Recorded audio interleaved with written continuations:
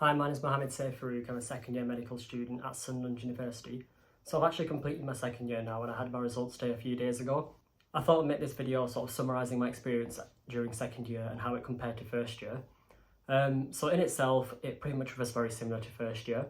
The workload was, I'd say, about the same as first year, and it wasn't really much more difficult. During our second year, we had a bigger focus on pathology, so while in first year we looked a lot at like normal function, which I still don't really understand because we looked at cancer as a normal function, but we move on from that. We had a lot more clinical skills to learn as well. I think there was like 20 something. I've made like a playlist on the OSCE skills that we had to do, and that's quite a big playlist, which in itself shows that we had a lot to learn. Our scholarship module in second year was a little bit different to our first year. We had a nice project. We were put into groups of about 8. We worked together on a presentation. We worked on diabetic retinopathy, and we present this as well to 2 tutors, and we'd get given a group mark and an individual mark, and that was part of the scholarship domain. We also had something called a CPP. This is where we did volunteering out wherever, to be honest. Mine was at a horticultural site, which was really interesting because, you know, horticulture's nice. Though it was quite a trek away. I think it was in, I don't know if I'm pronouncing this right, I think it was in Concert, which was like 40 minutes in a car. I don't have a car, but luckily a friend of mine lived in Durham who I was paired with, so I'd get the metro up to Newcastle, the train down to Durham, and then we'd go with him straight to the place. We then had to produce a reflective essay on this experience, and we also produced a poster, and in this poster we presented it to tutors who essentially gave it a mark.